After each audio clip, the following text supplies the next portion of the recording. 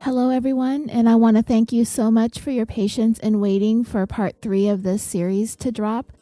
I usually don't like to take too long, but January was getting away from me, and I needed to get the Patreon episode done for the month for those who support us over there. I have a few really important announcements, so bear with me for a few minutes at the beginning of this episode. Moving forward, we're going to be able to quickly dive right into our stories each week after the Patreon shoutouts, but I have a few things that I need to tell you first.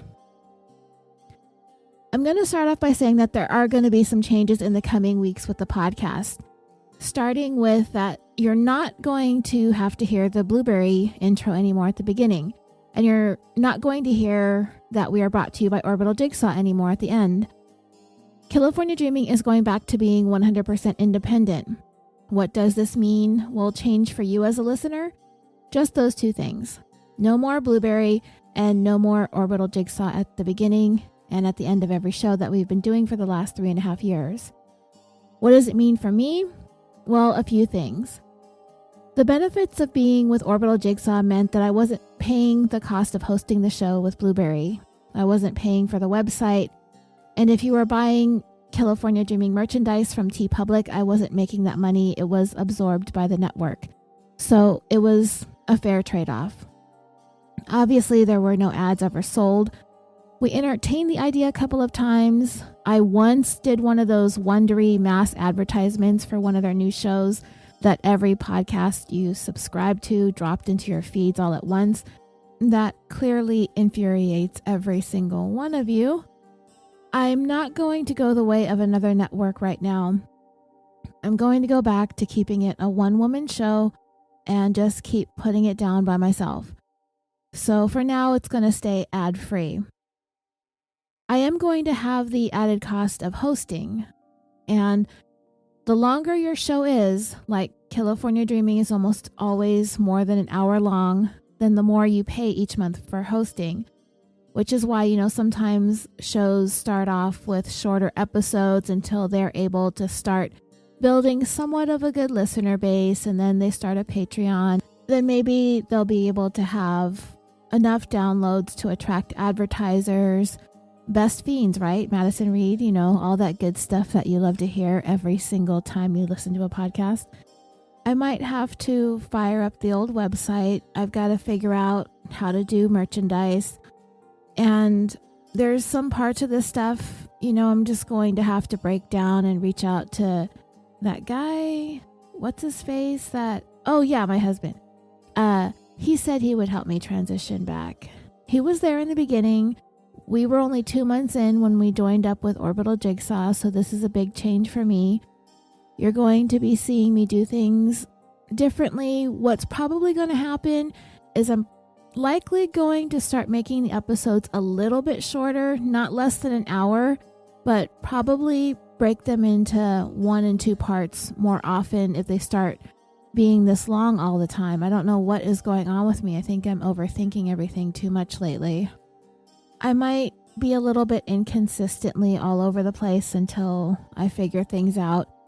But the one thing that isn't going to stop is the show. I'll figure this all out somehow. As long as you're sticking with me, I'm sticking with it.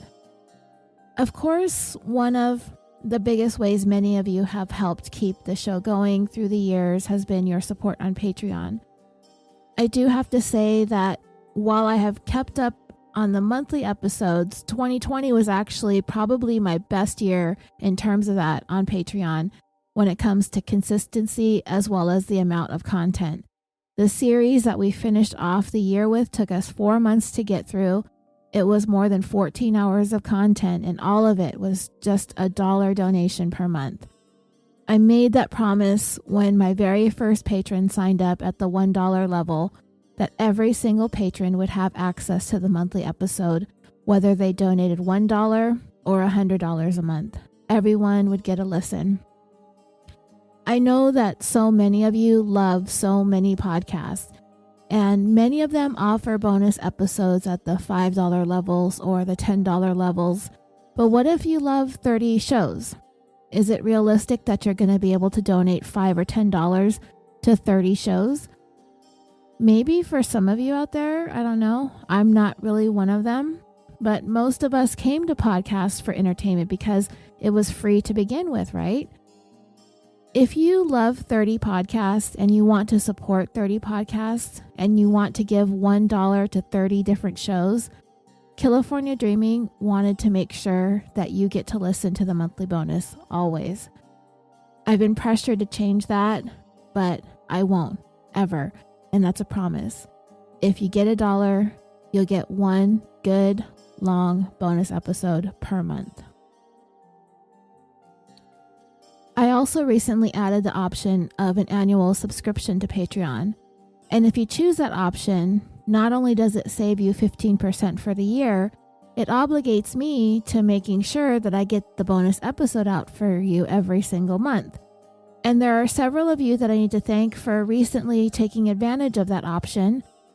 Kelly Grace, Sandra R., Casey Wells, Mary Virginia, Laura D., Elizabeth, Carolyn L., Christine S., Heather K., Melanie S., Kay Myers, Johnny A., and Jessica. And speaking of Patreon, like I said, we spent the months of August through December of 2020 doing one of our most in-depth looks into a case. We kept it a secret because it is a controversial case, so you need to be at least a $1 subscriber in order to know what that case is. But it took me a while to figure out how to move on from that because we were so invested in that story, right? But I did drop the very first Patreon bonus episode of 2021 finally. I took on the case covered in Season 1, Episode 1 of the Netflix reboot of the classic television hit Unsolved Mysteries, the death of Ray Rivera. He is the 32-year-old man who died after a fall from the top of the Belvedere Hotel in Baltimore, Maryland.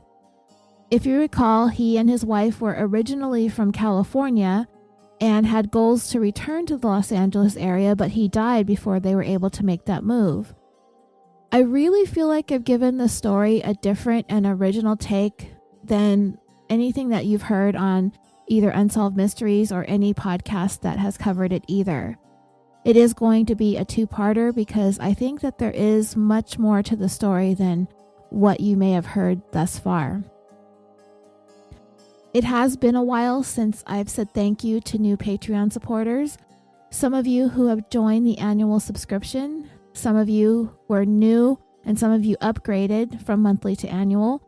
But please bear with me because I really need to thank these people. Jen P., Carrie, Joan, Tessa S., Tony M., Kara M., Maddie, Katie K., Rachel H., Lauren C., The Crimatorium Podcast, Anissa, Zach K., Stephanie R., Kathy R., Teresa, Alisa, it's not Alisa, it's spelled A-I-L-S-A. It tricks you because it makes you think it's Alisa, but it's not. Maybe it's Elsa T, Cameron S, Natalie G, Kendra, Nicole M, Linda B, Gina B, Sandy, and Ann B for joining Patreon recently, and Nia C, Jennifer, Jordan C, Susan F, Thomas M, Brandon C, Lauren S, Kiki W, Sarah S, and Mandy K for raising their pledges to the next tier. I will get to work on part 2 of Ray Rivera as soon as I am done recording and publishing this. All right, with all of that out of the way, let's get to this third and final part of the series, The Tale of Skeletons in the Closet.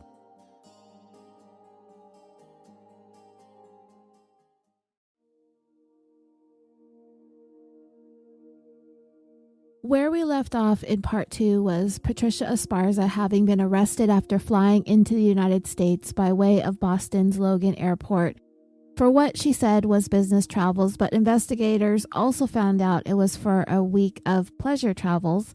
But it's like, whatever, right? Because nobody is the boss of Dr. Patty because Dr. Patty does what Dr. Patty wants to do. Well, not so much anymore. The law was finally catching up with Patricia. She did not fight extradition to the Orange County Jail, and she found herself cooling her heels going into the 2012 holidays.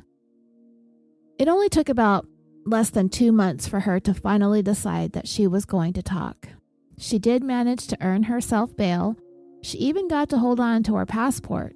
She was even going to be able to make her way back home for the holidays and spend Christmas in France with her daughter and her husband who was going to continue to stand by her side, even though she hid all of these massive lies and secrets from him all these years. Murdery secrets. Murder that she would now be under indictment for. Murder that she was actually arrested for while she was in the middle of betraying their marriage in every other way. She just had a lot of confidence that her husband would never ever leave her. And he didn't, as far as I know. He has stood by her. So Patricia would spend the next couple years coming up trying to work out a deal that she could have worked back in 1995 when Gonzalo was murdered. Back in 1996 when authorities first arrested Gianni Van, only to find out that she was married to the prime suspect. When they emailed her, when they found out she divorced him, she could have worked it out then. I mean, so many times Patricia could have done the right thing. The right thing all along would have been from day one to report the rape. But if that wasn't the right thing for her because, as she put it, nothing would have gotten done, then how about not targeting Gonzalo to be killed? But that did happen. So then the right thing suddenly became coming forward and making sure that the people who committed a brutal killing were put behind bars. Because the right thing is for people capable of what they actually did do is to not be running around free. Then the right thing became to not marry the guy who brutally hacked a young father of 2 to death with the damn meat cleaver. To make sure that the people who did that, the people who were in on that, were held accountable. All of that is to say is that Patricia had many, many years to reach out to Orange County authorities to do the right thing, but she never did. Instead, not only did she look the other way, she did everything she could to make sure that they would not be able to prosecute the murderers. She stood in their way every step of the way, and it was very frustrating. By the time they had her under indictment for first-degree murder in 2012, Orange County authorities simply weren't going to let her off completely. There's no guarantee that they would have at any point, but her willingness to have been cooperative may have helped her in the past, especially when they didn't have the advanced DNA evidence or other witness information. Patricia insists that she was victimized repeatedly, consistently, incessantly, and had no choice but to maintain her silence, but her ability to freely live an entire decade of her life married to Gianni Van without incident. She said they didn't live together. She continued her education. She went to college in Chicago. She worked on a political campaign in California. She studied in Africa. I mean, this is not a woman who was trapped or held down or held back. She is not being restrained or silenced into anything.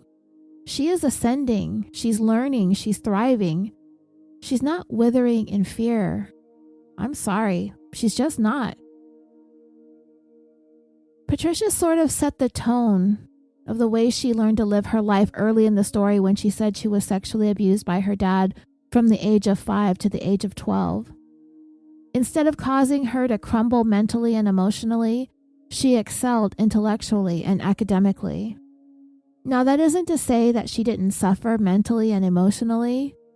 It's just she was really able to turn something extremely painful into something extremely positive. A full ride scholarship to one of the most prestigious high school boarding schools in the country. A boarding school from which if you don't continue into an Ivy League college, then you're a failure. While Patricia did not go to an Ivy League, she ended up not being a failure academically speaking. But if we're going to venture into the standards of ethics, or dare we wander into the ever so tenuous biblical principles of the commandments, Patricia's not doing so great. Kinda some blunders there. A little bit of adultery, bearing false witness. Oh yeah, murder, right. Forgot about that, right, yeah. Patricia, what was it that Gonzalo said his famous last words to her after he allegedly raped her? He said, "You've got some problems." I think it's very easy to say that in this particular story that truer words have not been spoken. Of all the people, the truest words to have come from the person that Patricia has tried to villainize the most throughout. Ironic in a way. She works so hard to victimize herself and to villainize Gonzalo. And yet, for some of us listening, it had the opposite effect. I say for some of us because it does depend on who and what you believe. I realize I've been a little hard and biased against Patricia. I feel like she had 25 years to have her voice.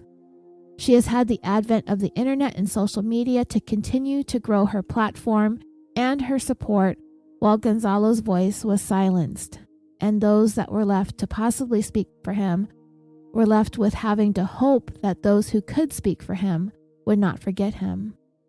They had the obstacles of being immigrants. His children were sent to be raised in another country and had to put their faith that maybe somebody would get justice for the guy in the fading photos that they had that they were told was their papa. And because people are mean, it's even possible that those girls are living in a world where there's that constant reminder that the last earthly thing their dad is known for is being a rapist, and he was hacked to death with a meat cleaver because of it. Patricia got to tell her story even though she never reported it. Even though Gonzalo was never arrested for it, he was never charged, he was never convicted, he was never able to defend himself. She continues to get to build an army of supporters, even with his blood on her hands. Even if that blood was for retribution for that alleged rape, she still gets to have that right. There's something about that just doesn't sit right with me. And that is even if we believe the rape allegations are even true. And that's one of the biggest questions we have here. Do we believe Gonzalo raped Patricia? Less than a day after meeting her. Well, it's her word against, well, nothing. Just her word. It bothers me that she didn't report it to police. Normally, a woman choosing to not report doesn't bother me. I understand it. I told you in part 1, stories like Patricia's do resonate with me. They do with many of us listening. Ladies, you out there, I see you. Please don't come at me if you think I'm being judgy on Patricia, because if she's being sincere, then I would stand with her too. But if she's not, then I can judge her. The fact is, I don't know, because she did not allow it to ever be known except by her word alone. And frankly, that doesn't hold a lot of water with us at that point. There are some of us that do believe her, and I respect that. But I still think that those of you who do still have to consider that what took place after the fact, that Patricia led Gonzalo's killers to him. The fact that she alleges sexual assault doesn't give her the right to sentence him to any sort of punishment, whether she thought it was going to be intimidation or a beatdown or even being murdered. She didn't have the right to set any of that in motion. She should have filed a police report. If she was too ashamed or afraid, there were so many other people, places, and resources other than Gianni Van. She could have reached out for help, even anonymously. There were just so many times she could have done that one thing differently, or she could have just done nothing at all. So that's where I'm going to land on my answer to that. Was she sexually abused by her dad? I don't know. Was she raped by Gonzalo? I don't know. Was she abused, bullied, and intimidated into helping to attack, kidnap, and murder Gonzalo? I don't know. Was she forced into marrying Gianni? That I don't believe that she was. If it was a marriage to protect Gianni, I believe it would have been a marriage to equally protect herself. And she was content to keep it that way until a better marriage, one that was more advantageous and convenient for her in Jorge Macias, presented itself.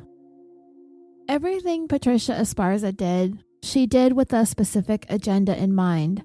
She is clearly not stupid, and for me, it makes playing the naive card precarious at best. There is such a thing as situational stupidity, I guess. But once those people, Gianni, Cody, and Shannon, were actually willing to snatch Gonzalo from his vehicle, take him to the transmission shop where they tied him up and began torturing him, that should have smacked the naivete right out of her and the reality right back in. I mean, seriously, things just got real when that happened.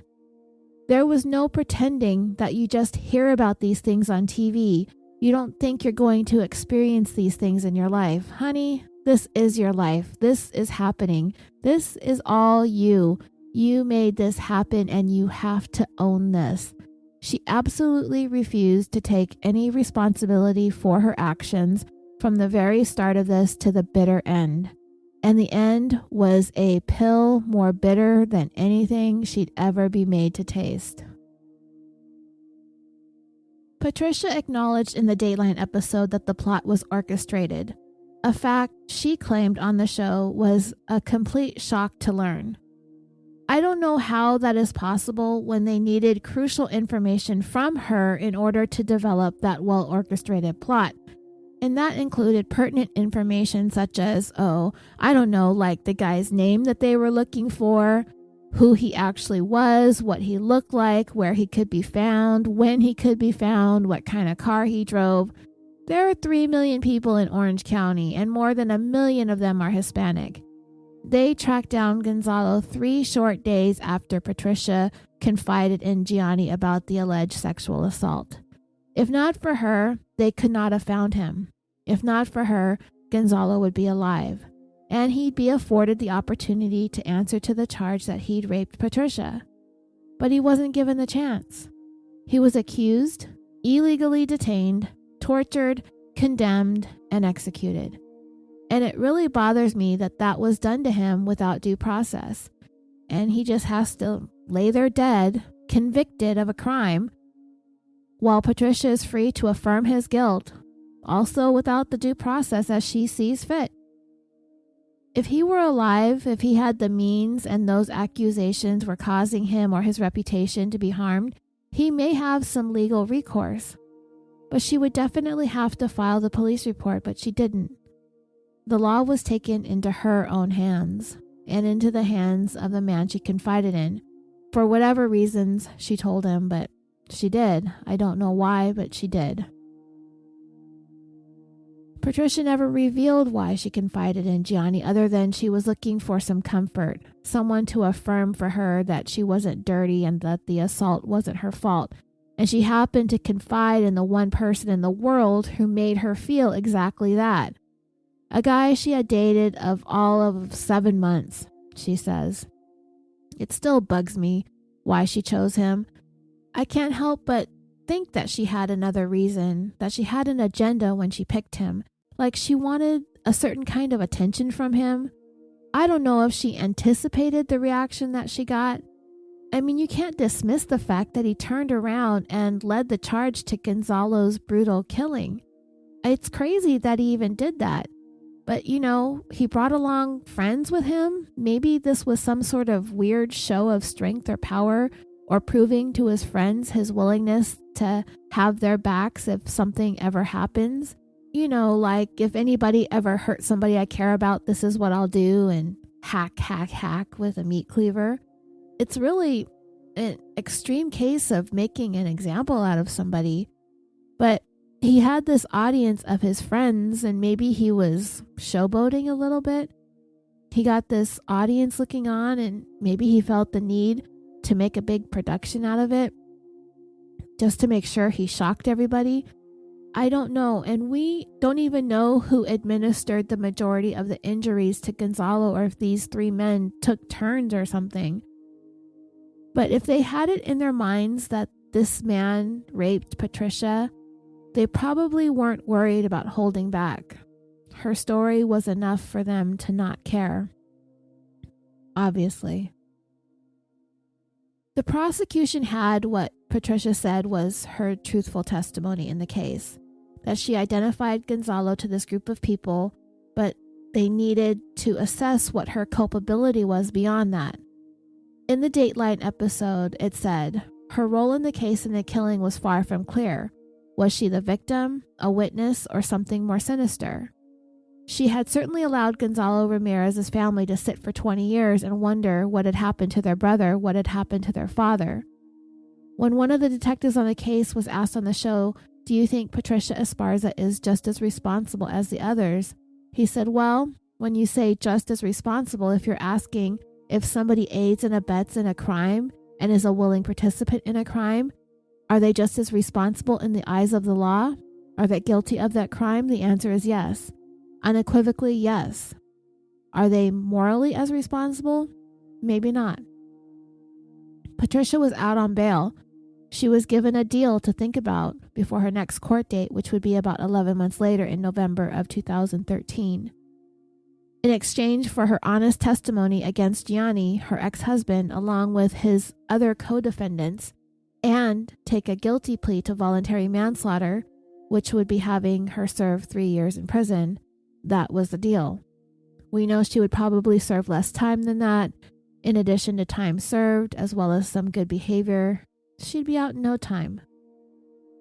In the meantime, Patricia was going to be able to make it home by Christmas of 2012, which she gushed over and over about her family, her daughter on Dateline, blah, blah, blah. And I'm sure it felt good to have that privilege considering she was under indictment for murder. But Patricia still wasn't realizing just how lucky she was, even in the face of that. And you will come to see that Patricia still thought that she could throw around all her clout and all of her degrees and all of her props, like, here's my PhD, and this is my doctor husband, and here's my kid, and that's my professor job, and this is my reputation over here, and this is my good name and my good standing, hoping all this stuff was just going to stick to the wall and continue to cover up all her lies. So Patricia flew back to the United States for her November 2013 court hearing with all of her her family in tow. Her ever-devoted husband and her daughter Ariana by her side. Patricia actually showed up at the courthouse the day before. The prosecutor was hoping that they would just accept the deal that they had extended to her so that they could move forward with the murder cases against Gianni and company, which were all hanging in limbo waiting on Patricia's decision because she's dragging it out as long as she can. And it was a very important decision for her, life-changing really. If Patricia were to accept the deal, it meant that she would have to plead guilty to a felony, and this could have a major impact on her ability to continue her work as a licensed doctor. She might never be able to work again. However, she had such a strong base of support due to the fact that she was claiming to have been victimized yet again by the Orange County authorities, who were charging her with the death of her own rapist. It's not a great look for Orange County, but they really didn't care. They were just interested in following the law and getting these murderers off the streets, something they'd been trying to do for almost 2 decades. Well, if they thought Patricia had flown in from France to wrap this up all easy peasy for them with a nice bow and accept their deal once and for all, and they could finally prosecute Gonzalo's killers, they had another thing coming. If there's one thing we've learned to not do is never underestimate Patricia Esparza's penchant for choosing the path that's most advantageous for herself. And that simply wasn't going to be pleading guilty to anything, and it wasn't going to be spending 3 years in jail. She wanted 0 jail time and no criminal conviction. She's the victim here, she says, and she's about to tell all of Southern California about it before she would tell it to the judge the following day. She gathered up her kid and her husband. She corralled the media up on the lawn in front of the courthouse. everybody in place, looking nice, looking good, and action. She held her own little press conference before the hearing, the day before. Some of it you can see on YouTube. You can see some of it on the Dateline episode, and you can hear some of it on the Dateline podcast. But first, her husband, her biggest cheerleader, spoke with their daughter standing next to them. He said, "Good morning. Thank you for your patience. This is my wife, Dr. Norma Patricia Esparza. Dr. Esparza has been charged with murder in the first degree with special circumstances, which carries the possibility of life in prison without the possibility of parole for a murder she did not commit. She is being charged for the murder of the man who raped her 18 years ago." And he continued, "This is not America. This is not justice. This is abuse of power. This is the prosecution of an innocent woman who has never harmed anyone." And of the district attorney, Patricia stood up there and said, "It is unfortunate that he is willing to destroy a family, that he is willing to strip me away from my daughter, knowing that I am innocent. It is unfortunate, and for that reason, we are coming forward and talking to you about it. Whatever the charges that they are asking me to plead guilty for, it is essentially something I cannot accept because it would essentially be a lie." She didn't say during the press conference what the deal was, but we do know that it was to plead guilty to voluntary manslaughter, and we do know that the next day at her hearing, she would officially turn the offer down. Patricia was making the claim there for the press that the district attorney secured all the information that they needed from her to make their case against the killers, that she's been cooperative. Yeah, I wonder what exactly she means by quote-unquote cooperative also, and that now that they have their indictments against the others involved in the murder, that they are pressuring her to plead guilty to a lesser charge. So Patricia said now that they have all the information to move with their case and build their case, now they've decided to pressure and ask me to accept a guilty plea, and that's going to be determined tomorrow. She let it be known that she was not aware the night of the murder took place. She could not be held accountable for a crime that she didn't know happened. I've argued my point that I felt like based on what she said ultimately happened, it didn't make a whole lot of sense that she didn't know. She's claimed a lot of ignorance and naivete throughout this story. It's just another one of those Patricia things that you have to decide for yourself. Personally, I think she knew. Now, Patricia, in deciding to play hardball with the DA here with this press conference, was kind of a big mistake, and she didn't realize that she was making it at the time. She thought that she was holding all the cards, but what she didn't realize was that the prosecutor had some cards of his own, namely that he might not necessarily need Patricia Esparza's testimony to get convictions against Gianni and Shannon because they were willing to deal out Diane Tran, the widow of Cody Tran and the co-owner of that transmission shop. They had Gonzalo's DNA identified with the updated testing. By the letter of the law, technically speaking, as the detective on the case had said earlier on Dateline, is Patricia legally responsible for aiding and abetting a murder? Yes, she is. She was staring down the very real possibility of being convicted and sentenced to life in prison without parole, and that's a whole lot worse than a 3-year deal. But she was looking at it from the other perspective, that a 3-year deal was a whole lot worse than 0 time in jail. She just could not bring herself to, for once in her life, take responsibility. Big mistake. Huge mistake. She was going to come to regret this mightily. The minute she turned it down, the judge revoked her bail and she got tossed back into the county. Jorge continued to garner the sympathy and support for Patricia in the media and online as a central figure in a case of a woman being persecuted by an overzealous prosecutor, unjustly looking to convict an innocent woman of the murder of her own rapist. How do I tell this to our daughter? How do I tell her what is happening to mommy? I am committed to making sure mommy is back as soon as possible. So he started a free Patricia Esparza campaign online with petitions urging the prosecutor to drop the charges against her. Spoiler alert, it's not going to happen. As a matter of fact, it's going to get worse. They did not appreciate the manner in which Patricia conducted herself, not in the 90s, not in the 2000s, and now not in the 2010s. I appreciate Jorge's effort, though. He's a scholar. He's obviously a smart man in many ways. Remember what I called it earlier, situational stupidity? Yeah, we might have a case of that going on here. Poor guy, I feel bad for him. He's trying to come at this in the way a professor of neurology would.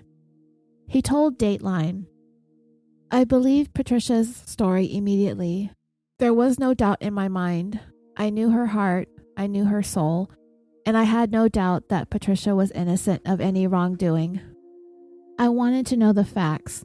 I wanted to understand how it was that she was entangled in a situation like that." Yeah, he used the entanglement word years before Will and Jada Pinkett Smith did it. They stole it from Jorge.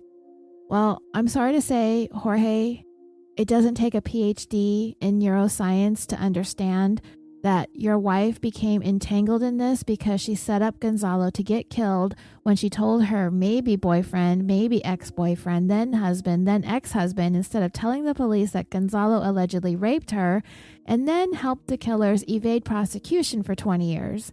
And I would like to add that you were perfectly okay with marrying Miss Entanglement, secrets and all, and agreeing to her conditions to not ask any questions. Because your love was unconditional, but hers wasn't. It came with those conditions. It had been unfair to Jorge from the very beginning, and I'm certain he was just another person Patricia was using to protect herself. And he did exactly what she needed him to do and what I believe she married him for. She was scared, always running, and Jorge was just the next ride out of Dodge when she was ready to take her career to the next level. But in order to get on that ride, she needed to get off her decade-long marriage to Gianni. And as I mentioned in part 2, because Patricia described it as a negotiation, I believe they paid him off. She used the word negotiate. Maybe having already built up more savings and assets and didn't want to lose all of it through a divorce. Either way, there was no fear involved in having to deal with entering into this new phase of no longer being forced into silence by marriage. As a matter of fact, if there was any time she could have or would have been free to come forward, would have been then. But she still didn't have the integrity to do so because there were things that she always did and assumed. She always did what was best for her, and she always did what was most convenient for her, and she always assumed she was more intelligent than the police. She always assumed that her life was more valuable than Gonzalo's, and she was always going to assume that her family and her daughter were going to mean more to this world than Gonzalo's family and his 2 daughters. Victim or not, I can't say for certain or to what extent because she's lied so much, but the one thing I do believe Patricia to be based on her behavior and her dismissiveness is a narcissist. Just a few days after she was taken back into custody, after she gave that press conference and subsequently turned down the district attorney's plea offer, Patricia did speak to Dateline reporter Andrea Canning, again from jail. It's Canning. And part of what she said kind of echoes a little bit of what I said at various points throughout the series. Patricia was asked, "Do you ask yourself, how did I get here?" And Patricia answered, "Absolutely, absolutely. I rewind so many events in my life. I rewind so many things in my mind, especially being here, having so much time to think about how things progressed. I just ask myself so many questions." Over the course of the year after she was arrested at Logan Airport, she cooperated. She answered all of the questions that were asked of her. She testified before the grand jury. She said, "I had no idea. I had no idea I was going to revisit that night again and again and again during these last 12 months. It's been so difficult because I feel re-traumatized every time I talk about it in an unsafe setting. I feel that I'm taken back to those moments and I get flashbacks and I start to feel panic attacks. and I have to really contain myself and bring myself back. In the end, the information she did provide resulted in murder charges being brought against Gianni Van, Diane Tran, and Shannon Grease. As for Patricia, the prosecutor needed to decide what to do with her. Legally, she was responsible for the murder because if not for her setting the whole thing in motion, it never would have happened in the first place. That's first-degree murder, case closed. But that's not how Patricia saw it. She said she was forced into disclosing Gonzalo's identity by Gianni Van. She did not do that willingly, she says. She told Andrea, "I would go home to my mother's on the weekends, and that's when he took the opportunity to drag me through that whole night and the chain of events that took place that night."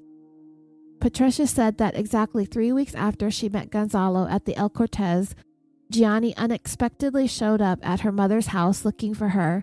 He said, "Let's talk. Let's continue to see where we can go." I got in his car, and once I was in his car, he took matters into his own hands. Patricia was asked if he brought the other men into the picture at this point, Cody and Shannon. Yes, he did. And does he tell you of his intentions? And Patricia claimed that he did not.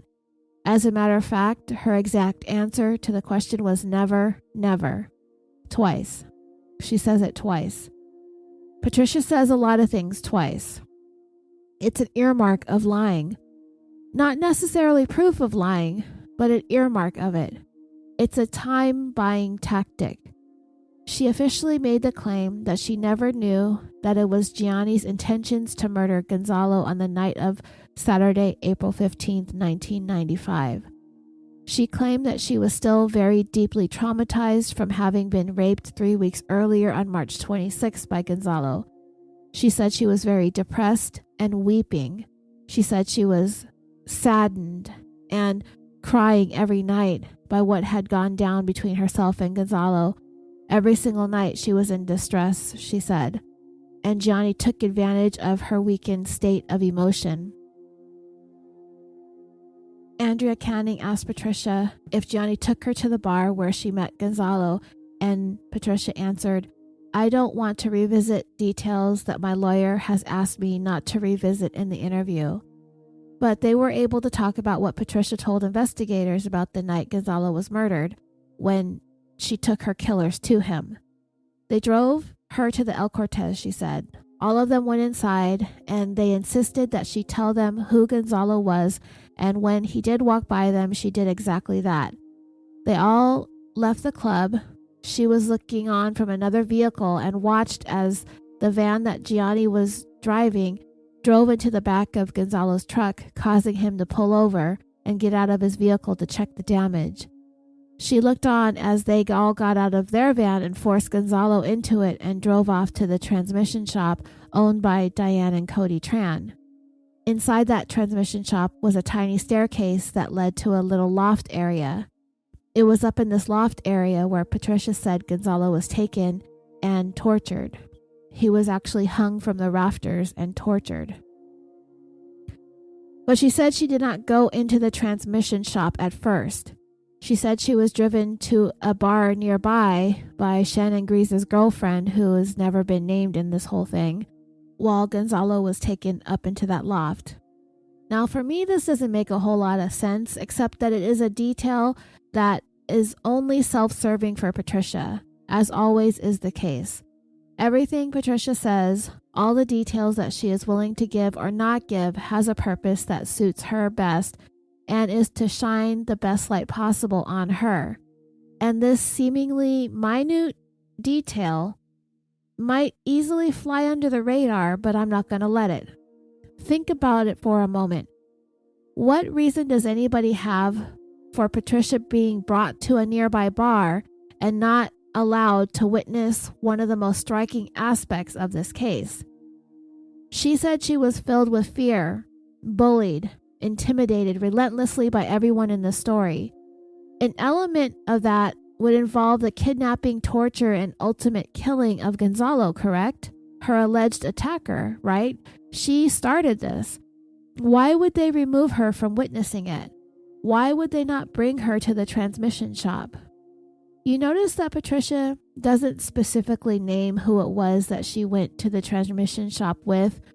And I think that she purposely left that detail out because she's not going to have the opportunity to corroborate the story with anyone else.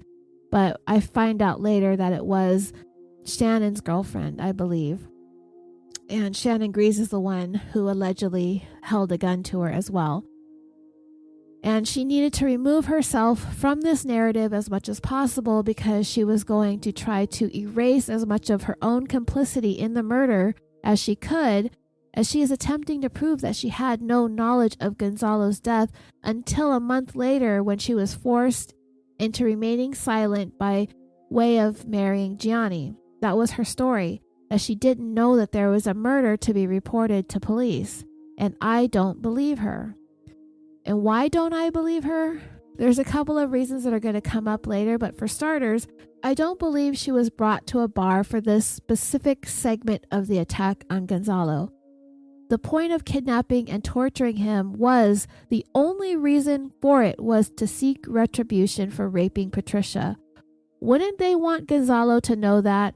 And if they were really trying to strike fear into the heart, mind, body, and soul of Patricia, why not make her sit there and watch them systematically torture the guy she pointed to as her attacker?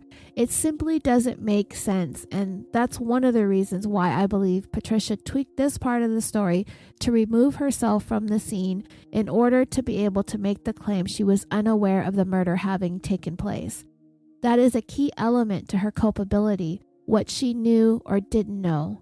Just ask yourselves, if these people who were out there with the intention of kidnapping and causing some sort of harm to Gonzalo to punish him for raping Patricia, and he died, what reasons would they have to keep that a secret from her? If anything, they would want her to know so she would have a keen understanding that if they were going to go down for murder, she'd be going down with them. So in reality, they all needed to keep their mouths shut. But Patricia couldn't even do that, right? She's the one who sent police straight to Gianni Van. She dropped his name like a hot potato as quick as she could to deflect attention away from herself. Never in a million years did she think that they would ever link her to Gonzalo. Little did she know that Gonzalo pointed police directly to her when he jotted her phone numbers down on his phone bill at his house next to the name Patty. Good old Dr. Patty, you got a lot of problems, Esparza. Anyway, Patricia told Andrea on Dateline that she waited at a bar near the transmission shop while Gonzalo was being beaten and tortured in the loft. Andrea asked if she actually saw him getting beaten, and she said, No, I didn't. They made me witness the aftermath of the beating. So he was still alive when they brought you to see him? Patricia answered, yeah. Andrea asked, and what kind of shape was he in at that point? And Patricia had some hesitation, a bit of a hard time getting the words out, but she said, not in good shape. Andrea asked if he knew it was her. Did Gonzalo remember her? And Patricia said that she didn't know if he did or didn't. She just, at that point, Patricia told Andrea that they were doing this to punish her. That these people were mad at him, but they were also punishing her. And Andrea asked, what were they punishing you for? And Patricia replied, for having allowed it to happen, for somehow not stopping it. Were you able to say something to Gonzalo before he died? And Patricia said, no, I was in fear. I couldn't. Possibly, yeah, I wasn't able to. Patricia said that was the last time she saw Gonzalo. She said his hands were tied with chains in the loft of the transmission shop, but she says she didn't find out that he had been murdered until later. She said it wasn't until she was forced into marrying Gianni. Of the night that Gonzalo died, she said on Dateline, what I can tell you is I was dragged, pressured, bullied, intimidated into that night when they actually took Gonzalo Ramirez, kidnapped him, beat him up, and ultimately killed him. I never saw him dead, but I was terrorized by the violence that I witnessed. For me, these people were so foreign to me. They were just, I don't know who they were. I just knew they were dangerous and that they were violent, and that scared the living daylights out of me. I feared for my own life. And again, dreamers, this is where I believe she believed Gonzalo was dead, because she said she feared for her life. She didn't say she feared that she'd be harmed. The violence she witnessed was so brutal it caused her to fear for her life. It didn't take much to put two and two together that they probably weren't going to let Gonzalo live to tell his side of the story. Andrea asked Patricia, "Did you tell Gianni you wanted to seek revenge on Gonzalo?" And Patricia said, "Never, never." "Did you convince him to go there that night?" "Never." "To kill Gonzalo?" "Never." In addition to Gonzalo being a victim that night, she says she was a victim of Gianni Van that night too, stating, "He destroyed the rest of my life. You know, the rape was difficult, but dragging me through that night, it haunts me." Andrea asked, "Do you wish that you had gone to police?" And my God, dreamers, I have to be honest with you here. What Patricia says is kind of exactly what sums up everything that I've been trying to say about how she's been attempting to make us try to feel about her all along. And I'm sorry, I'm just not picking up what she's putting down. Either she's not as bright as she comes off, or they're just giving out PhDs like you're a guest on Oprah. Like, you get a PhD and you get a PhD. Screw it, everybody gets a PhD. University of the Internet. I host a podcast. You get a PhD too. Great. Perfect. Dr. Roseanne. I diagnosed Patricia Esparza with full of shititis. I'm going to go with Patricia isn't quite as bright as she would like everyone to think that she is, because she certainly resorts to a great deal of manipulation. Just listen to her answer to Andrea's question. Do you wish that you had just gone to police? And she says, get this, and try not to laugh out loud. I wish that at some point this whole cycle had been stopped, either by an adult or by myself. But when you're traumatized, when you are raped, when you are terrorized, when you see what you saw, when you see these people are a mob, violent, I don't see how I could have possibly stopped it if it wasn't somebody coming forth and helping me. Well, wait. Did you hear what I just heard? Did Patricia just say that she wished at some point this whole cycle had been stopped by an adult? An adult. She actually did just say that to Andrea Canning on Dateline on national television. At this time that this interview was taking place, this woman was almost 40 years old. At the time Gonzalo was killed, she was 20. At no point during any of this case involving the murder of Gonzalo Ramirez was Patricia Esparza a child by legal standards. She may have acted very immaturely. She may have made very poor decisions. She may have had poor judgment. She herself may have come in a little tiny snack-sized package, all short and petite. She was very much legally an adult. And by the time she was pushing 40, she had a monstrous-sized education, career, and resume that far eclipsed her diminutive stature. Patricia was a giant in her professional world. She worked very, very hard over those 20 years that Gonzalo never got the chance to see. The nerve of her to sit there and tell Andrea that she needed an adult to come forward and hold her hand, I found it so nauseating. Oh my God. I think in the very next moment she caught herself when she heard herself say that. She realized how stupid that sounded, and she followed it up immediately by saying, or by myself. The sentence again, because it's worth hearing again. I wish at some point this whole cycle had been stopped, either by an adult or by myself. She had to know how dumb that sounded. Police are not mind readers. They're not clairvoyants. They found the word Patty written down on Gonzalo's phone bill, and it meant nothing to them. All the knowledge of this case was inside of her. The only way this could have been stopped was with her. She was the adult that could have stopped this cycle that she called it. There was no other adult that could have done anything for her. She needed to stand up and speak up, if not for Gonzalo, then for her damn self. I'd have so much more respect for her and her story if she had stood up for herself in this. I can't say it enough. So many points in time, so many days and weeks and months and years she could have put a stop to this. God, an adult. I just can't. I can't with this woman. Patricia continued to maintain that she was forced into doing everything the night that everything happened, that she had no choice. She did not want to plead guilty to voluntary manslaughter for taking Gonzalo's killers to him because she said she was forced. She did not want the conviction. She did not want to go to jail for 3 years. She did not want to be separated from her daughter. All very legitimate things to want. And you know what? I bet Gonzalo would have liked to have been given those options too, but hey, what do I know, right? Patricia promised that she would provide the testimony to secure the cases against Gianni Van and Company, but she told the prosecutor that she would do it on her terms and her terms only. She would not be pleading guilty to voluntary manslaughter, and she would not be serving any time. And Patricia really thought she had the prosecutor on the ropes, but it is hard to intimidate a prosecutor into backing down, especially when they don't like a criminal defendant.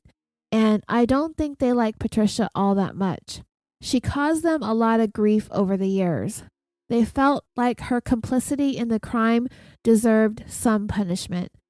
The fact that she lived a good life in the 18 years in between the killing and her eventual arrest in Boston, they didn't really seem to be a mitigating factor. It seemed to highlight the unfairness of it all for Gonzalo's girls to never be raised by their dad. Patricia didn't see the 18 years being too little too late for justice for Gonzalo, but she said she needed to seek justice for herself too. She does make sure to remind us at every turn that this is also about her. And I will say that there is something about that which should be acknowledged, that Patricia alleges to have survived several brutal and violent crimes committed against her, sexual abuse as a child and a sexual assault, and whatever it was she said Gianni did to her the night Gonzalo was killed. That would entail a lot of mental, emotional, and psychological abuse. Patricia never claimed any physical abuse at any point in her history. Anyway, I find it so interesting that she suddenly wants to seek justice for herself, as she said in her interview with Dateline. Justice in what way? For the rape? I think she got that. I mean, she's the one that set up her alleged rapist murder in the first place, right? Justice for what she said Gianni did to her? Well, I'm sorry, but she chose him. She dated him. She made him her boyfriend. She picked him to confide in. She married him and stayed married to him for almost a decade. She quietly negotiated a divorce from him so she could skedaddle off to Europe. But the funny thing was, anytime she could throw him under the bus, no matter how quote-unquote terrified she was of him, she had not a problem doing it. In fact, I don't think Patricia spent much of her 20s terrified of anything. She achieved so much. It just doesn't match up with a person who is terrified. This is a person who is strong and confident and driven and motivated and really fearless to have that kind of drive and ambition. To not only be a woman, but also a woman of color who is from an impoverished country and an immigrant from Mexico into America, who was the epitome of excellence when it came to achievement and success. Yet she took her talents to Switzerland, kind of like when LeBron left Cleveland and took his talents to Miami because he wanted championships. Yeah, that's a sports reference because I know stuff. Patricia left America to go live in France and work in Switzerland because she wanted to not be charged with murder. I mean, LeBron could have stayed in Cleveland and maybe never won any championships, but stayed loyal to his hometown. Patricia could have stayed in California and given back to her own community, but maybe could have caught a murder charge. They both did what was best for them, right? Right. Patricia pulled a LeBron. Anyway, Patricia told Dateline that the only justice that she can obtain is to not be wrongfully convicted and taken away from her daughter's life. And Andrea said it. It's quite a risk that she was taking, rolling the dice against the prosecutor refusing the plea deal, serving what would be less than 3 years, when if she decided to take her case before a jury, she could be convicted. And I think I made the case here in 3 parts against Patricia that doesn't paint a very good picture of her. I don't think she comes across very likable at all. And I wonder if she's so confident in herself, like when she gave that press conference the day before she turned down the plea and her bail was revoked, that she would take the stand and try to weather the storm of a prosecutor who had 20 years of material to work with against her. Andrea asked her why take that chance, and Patricia said, I never wanted Gonzalo Ramirez to be harmed. I had to look deep within myself. I had to reflect on who I was, think about my conscience and what I could live with, and I can't live with a guilty plea. I could face life in prison. I will be stripped of my daughter's life for the rest of her growing years, and that's a risk. But I'm trusting that the district attorney will know that we're both seeking the same goal, that we both want justice for the man who raped me, but justice for myself. We are both unfortunate victims in a horrible series of events. But the prosecutor wasn't seeing it that way. And if Patricia thought her tactics, her pleas for sympathy and understanding, using the words ripped from my daughter's life, stripped from her growing years, tearing a family apart, were going to tug at the prosecutor's heartstrings, she had another thing coming. This is part of what they do for a living. People commit crimes, atrocious crimes, every single day. Some, though, are hardly as atrocious as what happened to Gonzalo.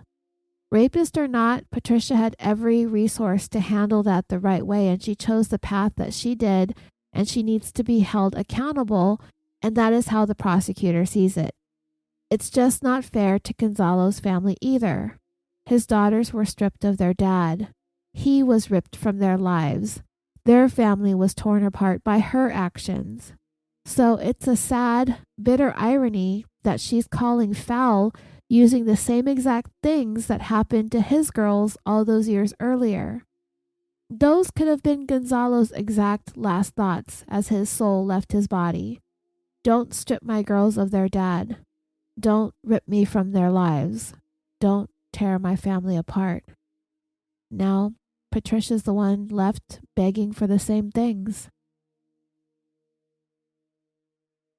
So Patricia Esparza isn't the only woman facing murder charges related to Gonzalo's violent death. I've mentioned her a couple times. She is Diane Tran. She owned the transmission shop along with her husband Cody. She became implicated in the crime as a result of Patricia's statement to police and was taken into custody shortly afterwards. Dreamers, the statement from Patricia is important to me, and I'll tell you why in a moment, but it's the one where she implicated Diane. Patricia said she was standing outside the door. I don't know if the door was opened or closed, but Patricia was standing in such a way that she was not peering through the door, but she was listening to what was going on inside the room. She heard a man's voice say, "Should we kill him?" Patricia said, "I heard sort of a resounding yes from everybody, but the one who struck me in saying yes was Diane, only because I didn't expect it. I didn't expect her." And with that statement, Patricia implicated Diane, and all of a sudden Diane is plucked from her life and slapped with murder charges 18 years after the fact, something she probably never saw coming. What is important to me about this statement from Patricia is that she acknowledges to police in a taped interview that the killers took a straw vote to see who was on board to kill Gonzalo, and everybody said yes. Patricia said it was a resounding yes. So right there, she knew that everyone was on board with killing him. She had knowledge that a murder was going to take place. Nobody wanted Gonzalo to live to tell what happened. Why in the world these people who did not know Gonzalo And as far as I can tell, they really didn't know Patricia either, only Gianni. Why they were so hyped about killing this guy is just weird. Why they were all cool with hacking him up with the meat cleaver? I don't get it.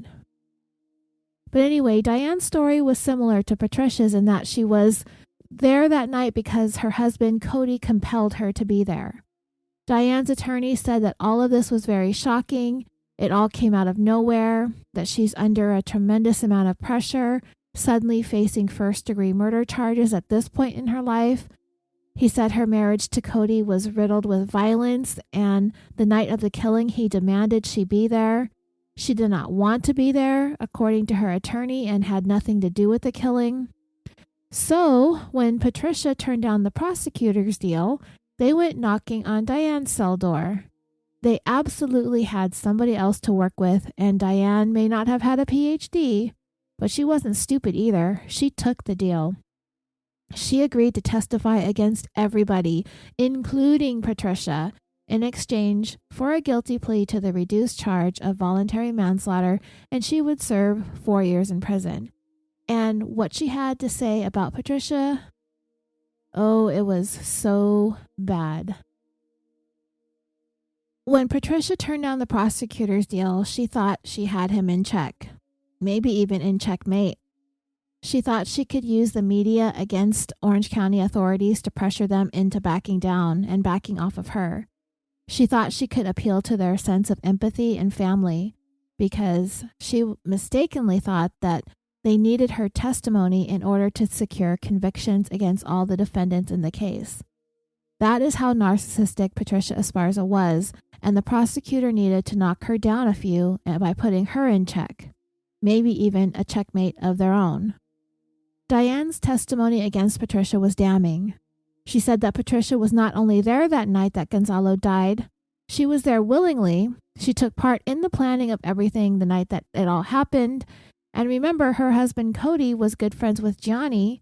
She was around a lot when Gianni was talking about wanting to track down Gonzalo and retaliate against him, and the talk of doing so started as soon as he found out from Patricia what had happened. She was present when she heard Gianni having conversations about killing Gonzalo, and Patricia was present in the room, engaged in the conversation with him.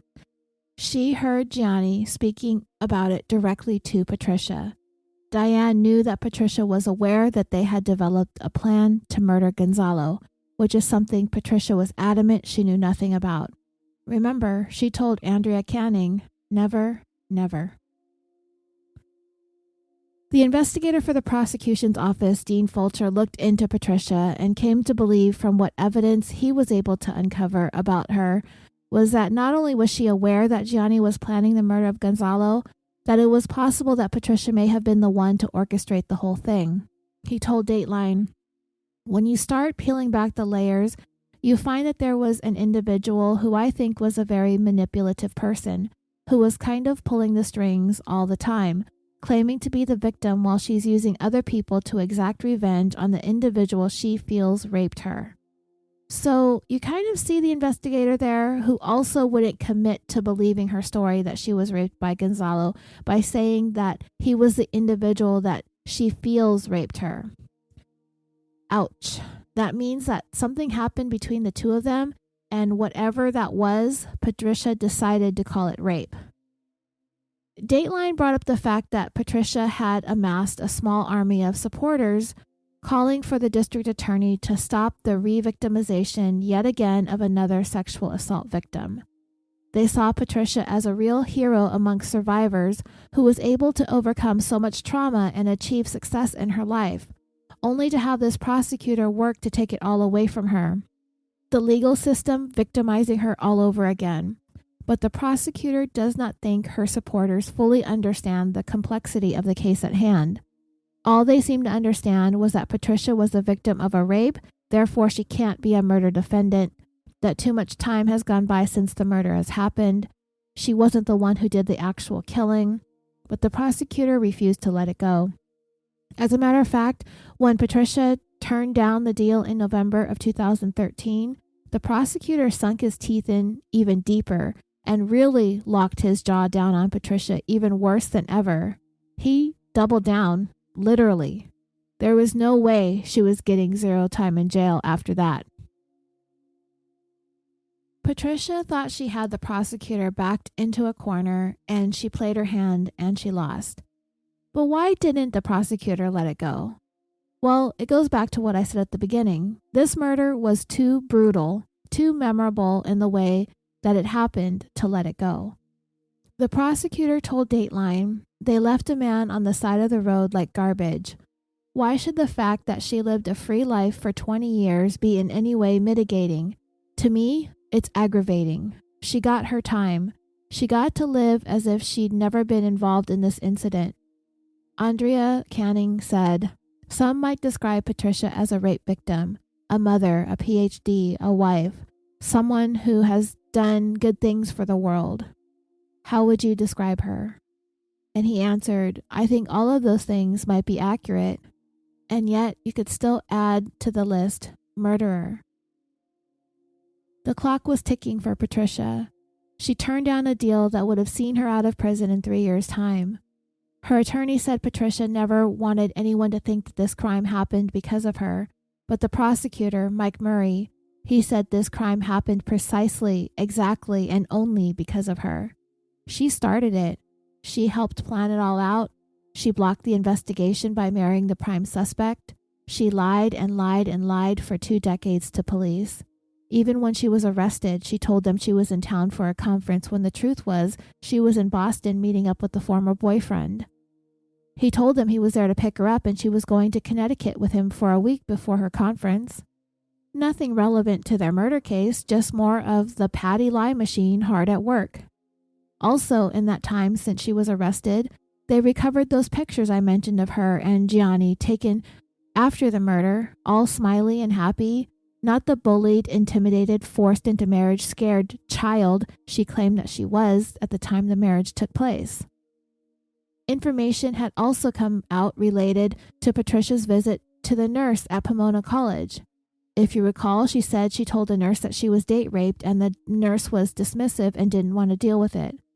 Well, the records that they did find of that day, of that visit, made no mention that Patricia said she was raped.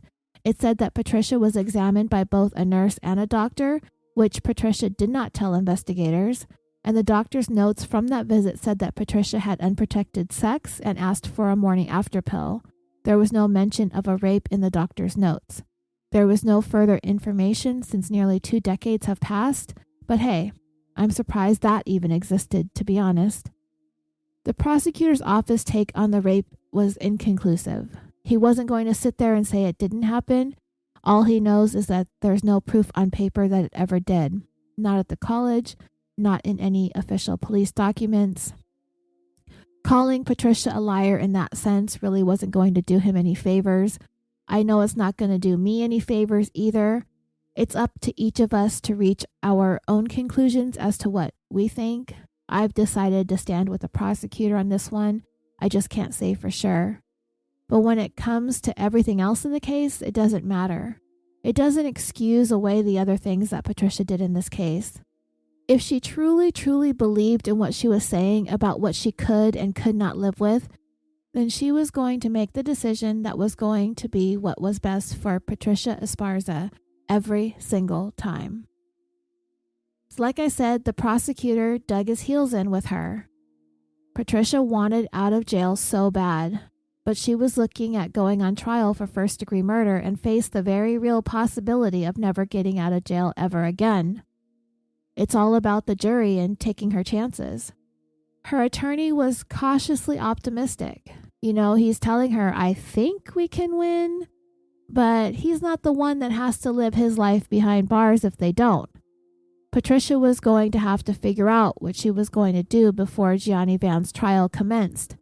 And the date was set for that, as was Shannon Grease's trial. Gianni was set to go on trial in the spring of 2015, and Patricia was going to have to decide if she was going to testify and if even there was going to be a deal for her to do so. Her attorney said it was a really tough decision, but really she brought this all on herself. Her time to decide was slipping away, and finally she reached out to her lawyer and asked him if there was still a deal available. And the prosecutor was like, let me think about it. So he came up with another deal, and she looked it over and was like, okay. She had to suck it up. Prosecutor Mike Murray was finished playing games with Patricia, and like I said a moment ago, he doubled down, literally.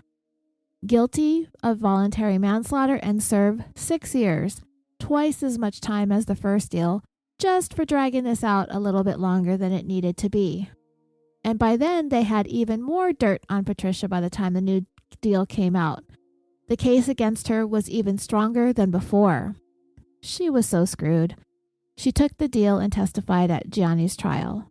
His trial started April 15th, 2015, on the 20th anniversary of Gonzalo's death. He took the stand in his own defense, and he pointed the finger at the others in the transmission shop that night. But he was convicted after a day of deliberations and sentenced to life without the possibility of parole. Today, Gianni is 51 years old and being housed at the Avenal State Prison in Avenal, California, and he will remain there for the rest of his natural life.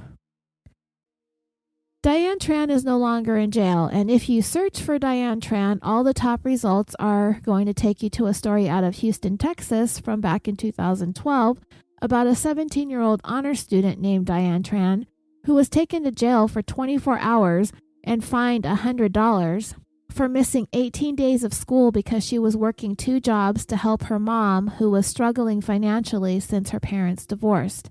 So apparently Texas has a law that says a student can only miss 10 days of school, and she missed 18, which is clearly excessive. And in Texas, 17 is considered an adult, and this was a misdemeanor, so they tossed her in jail for a day.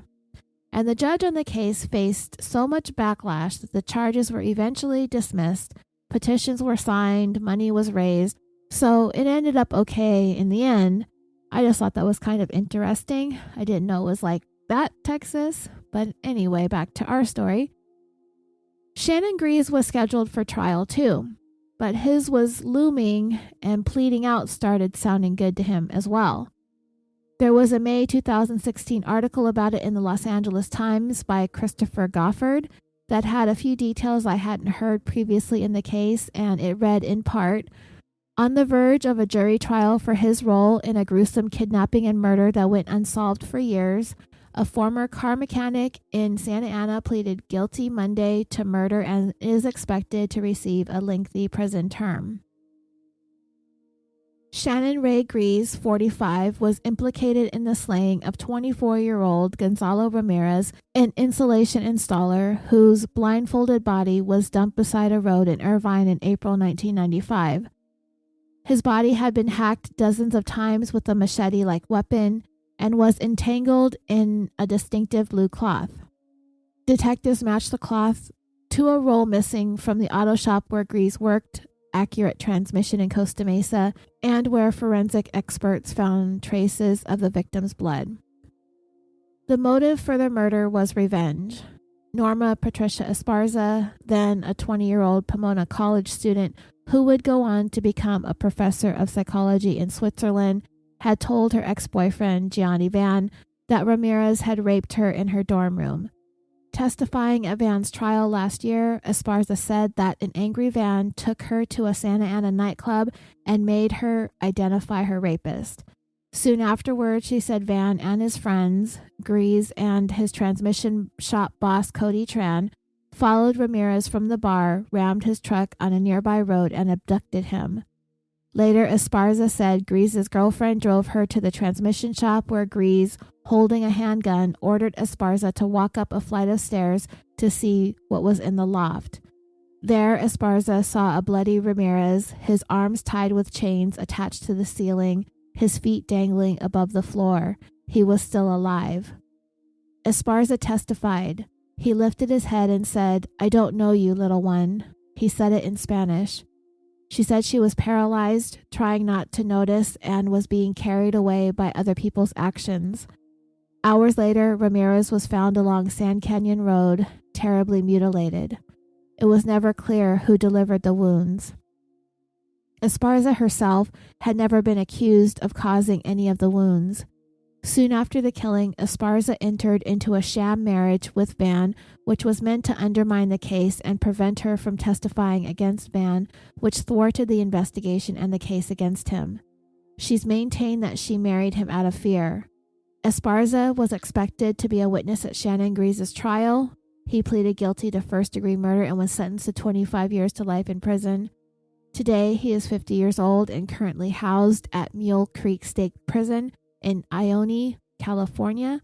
He will be eligible for parole in 10 more years in January of 2031 when he is 60 years old.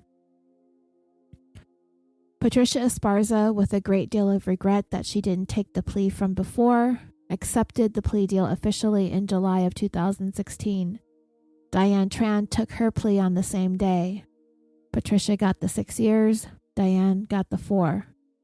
In the end, Gonzalo's family weren't completely happy that Patricia got off with a relatively light sentence. On the Dateline episode, his brother called her very intelligent, a criminal mind. She knows how to play with the people. But I still think his brother Gonzalo said it best the day he walked out of her dorm room and told her she had a lot of problems. In the end, Patricia said that she went into the line of work that she's in to help people who are experiencing the kinds of trauma she experienced. She said on Dateline, "The reason I went into psychology was to try to heal people precisely from the kinds of trauma that I experienced. I think it's enough to be terrorized. It's enough to be abused. It's enough to be traumatized by a rape. And I've tried to seek a meaningful life where I can actually change people's lives. And that's been my objective. I'm going to put this behind me. I need to put this nightmare behind me."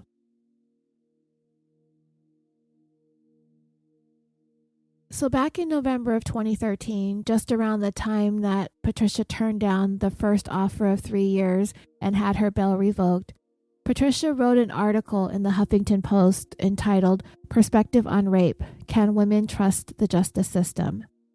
It said, "As American universities in California and across the nation grapple with whether their policies towards sexual assault on campuses are adequate and why 60% of rape and sexual assault victims keep silent, my case may shed some light on these questions. I was raped in my college room at the age of 20. I did not report it to the police, and now, 18 years later, I am facing murder charges and the death penalty for the death of my assailant. All because I did not turn to the police after I was raped. I turned to the college nurse, but I got no help, and the incident was not officially recorded in college records. I could not turn to my family, feeling that I had disappointed them once before. My father had sexually abused me for 7 years, starting at the age of 5. When he was exposed, I was made to feel ashamed. That shame stayed with me, quickly turning into a deep sense of guilt and humiliation. During the formative years of my childhood, I had learned to submit in order to survive, and this made me vulnerable for the rest of my life. In college, it happened again. Despite struggling with him, I could not stop a man from taking me against my will by direct force. At 4'9" and weighing 95 pounds and converted, that's 1.5 meters tall and 43 kilograms, he found it very easy to overpower me. When it was over, the outside world stopped to exist. I could not hear or think. I was alone, distressed, and with no options. I could not turn to my family, and to my misfortune, a man I had dated for a few months came to visit me, attempting to rekindle the relationship. I tried to keep the horrible incident to myself, but the rape opened up an old wound that had not healed, taking me back to the times of helplessness and submission as a child. When this man arrived, he noticed my distress and was sympathetic. He pressed me for hours until I broke down into tears and recounted the details. He became enraged, however. He wanted me back in his life, and I had been damaged, dishonored to him. He bullied and blamed me for it. One night, he had a group of his friends proceed to take matters into their own hands. I was whisked away by one of his friends while the others physically assaulted the man who raped me. I was warned that if I turned against them, a worse fate would await me. I was trapped, outnumbered by 3 older men, one of whom had a gun, and 2 women who accompanied them. I was miles away from my home. I had no access to a phone or a car and did not know how to drive then. I was finally taken home. I was told they had released my assailant. Weeks later, I found out that he had been killed, however. The nightmare would not end there. Another one of the men who had threatened me that night and died in a shootout with police wanted to ensure I remained quiet, so I was pressured to marry the man that I dated so that I could not be made to testify against him. In the following 18 years, I tried to rebuild my life. I went back to college and earned a PhD in psychology. I had an opportunity to work on mental health at the World Health Organization in Geneva, and soon after I got a job as a psychology professor. Last year, while traveling to the USA, I was arrested abruptly, disappearing from my daughter's life for 2 months. I was eager to cooperate with the authorities and remove the black cloud hanging over me. But once again, my trust was violated. The district attorney claimed they were not interested in me, that I was not a target. I cooperated fully and without restraint, as I wanted to help them solve the case. They used my information to crack a case they could not solve for 18 years and were finally able to arrest the main suspects. Yet they continued to charge me with murder despite having clear evidence that I did not participate in the killing. My lifelong struggle to rise above the shame and humiliation continues as I am portrayed as a murderer. I have done everything to help build the district attorney's case because justice should be done. A man's life should never be taken by another human being under any circumstances. I want to raise my 4-year-old daughter in a world with justice, where she can feel safe, to trust others, and to have that trust be cherished and valued, not violated. My situation is a striking example of how inadequate college campus policies placed me at the mercy of others' bullying and intimidations. I needed protection when I sought out the nurse, but I did not receive it and others took advantage of my distress. If we need support, comfort, and protection, why do victims not report rape or sexual abuse to authorities? Non-reporting is pervasive, and it cuts across race, professional status, and economic levels. We recently heard of the prominent, high-powered women who did not come forward when the ex-mayor of San Diego assaulted them. What stops us, victims, from reporting is more than the shame. Rape and abuse are not only a violation of your body, but a violation of the trust you place on another human being. I trusted my father. For a fleeting moment, I trusted my rapist, letting him into my room. Then I trusted the man I dated. Now I have trusted the prosecutors. The Orange County District Attorney's decision on whether to pursue charges against me will send a powerful message to women on where they stand in the eyes of the justice system. The justice system needs to assuage victims' fears that no one will believe them and that they will be further humiliated. Orange County has the opportunity to convey the message of trust to women by dropping the charges against me. Well, you gotta give Patricia an A for effort, I guess.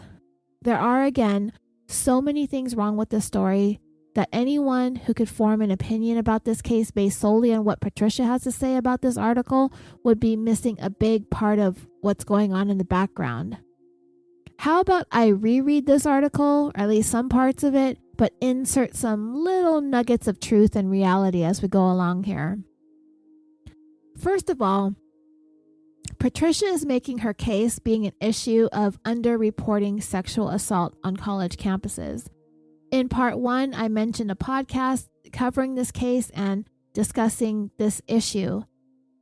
I never really thought Patricia's case had anything to do with college campus sexual assault underreporting, because I had some doubt that the sexual assault ever took place. Secondly, I had doubts as to whether she actually told anyone that she needed to tell or should have told at the college about it. If she told the nurse, and if the nurse would have been able to actually report it herself, or if she was bound by privacy laws, if so, Patricia would have needed to go to the campus police herself. She may not have been able to rely on the nurse to pass along information. And lastly, Patricia didn't report the sexual assault to any law enforcement agency, not campus police and not the local law enforcement, not to nobody ever. She never made an official report. And when Orange County investigators looked into it, the records they did find indicated that Patricia not only spoke to a nurse at the college, but she was also seen by a doctor, and the notes written by the doctor said that she was seen for having unprotected sex and wanted a morning after pill. No mention of rape was noted. Patricia wrote in the article, "I was raped in my college room at the age of 20. I did not report it to police. 18 years later, I'm now facing murder charges and the death penalty for the death of my assailant, all because I did not turn to the police after I was raped." We know that this is not true. She is facing murder charges because she led the murderers to their victim by bringing them to the place where he liked to hang out on a Saturday night. She pointed him out. She identified him so that they could follow him, stalk him, kidnap him, torture him, and murder him. She caused all of that to happen to him. Rape or no rape in the eyes of the law, she is just as responsible for his death as if she swung that meat cleaver down into his body herself. It wasn't because she didn't report the rape. It was because she set him up to die. Let's not forget that she all but cast herself as a child when she told Andrea Canning on Dateline if an adult had come forward and told her that they could help her. She was well past childhood by this time. She'd been through a prestigious boarding school. She was a couple years into college. She was well on her way to an impressive career. She may have been small in stature and certainly did want to present herself in that way, and it played well for her as a quote-unquote victim. But her achievements were gigantic, and there's just no getting around that fact. So her article in the Huffington Post continued, "I turned to the college nurse, but I got no help, and the incident was not officially recorded in college records. I could not turn to my family, feeling that I had disappointed them once before. My father had sexually abused me for 7 years, starting at the age of 5. When he was exposed, I was made to feel ashamed. That shame stayed with me and quickly turned into a deep sense of guilt and humiliation. During the formative years of my childhood, I learned to submit in order to survive, and this made me vulnerable for the rest of my life." The manner in which Patricia conducted herself with law enforcement, the way she lied to their face for years and years, the way she ducked and dodged prosecution, hindered their case, the manner in which she ascended in her professional life hardly reeks of vulnerability to me. I see a very strong, motivated, driven by a sense of self-preservation by any means necessary. That's what I see in her. She also made it seem as though she had no support from her mother or her brother and sister when it came to the abuse that she suffered from her father. This was not something she shared in the Dateline episode. She really didn't talk all that much about it, so we really don't know how the family reacted. But we do know that her mom would put her house on the line as collateral to ensure Patricia would come back for the court hearings, and that's a show of a tremendous amount of support and sacrifice on her mother's part, if you ask me. If she's willing to put her home up for collateral to make sure that her daughter would show up for her murder trial, it tells me that she has a lot of love and support. I know it's not the same thing, because Patricia accusing her dad of sexual abuse means she's accusing her mother's own husband of these terrible acts, but I don't know. It sounds fishy, but everything Patricia says sounds fishy to me. So she continued, "In college, it happened again. Despite struggling with him, I could not stop a man from taking me against my will by direct force. At 4'9", weighing 95 pounds, he found it easy to overpower me. When it was over, the outside world stopped to exist. I could not hear or think. I was alone, distressed, and with no options." And here it just sounds like what a psychologist would say when speaking to a client that they're treating. This is her line of work. She's an expert in this. So she went on, "I could not turn to my family, and to my misfortune, a man I had dated for a few months came to visit me attempting to rekindle the relationship. I tried to keep the horrible incident to myself, but the rape opened up an old wound that had not healed, taking me back to themes of helplessness and submission as a child. When this man arrived, he noticed my distress and was sympathetic. He pressed me for hours until I broke down into tears and recounted the details. He became enraged, however. He wanted me back in his life, and I had been damaged, dishonored to him. He bullied and blamed me for it. So for this part of Patricia's story, I think we might have a plausible plot twist here. I wondered a lot about why Gianni reacted the way he did, and maybe some of you out there listening might have some theories of your own. But let's say for a minute that perhaps Patricia wasn't giving Gianni a straight story about what happened with Gonzalo a couple weeks earlier. At the time she confided in Gianni about this, a little more than 2.5 weeks had passed. It isn't far-fetched of us to think that Patricia was lying to Gianni when she was talking to him because her mouth was moving, right?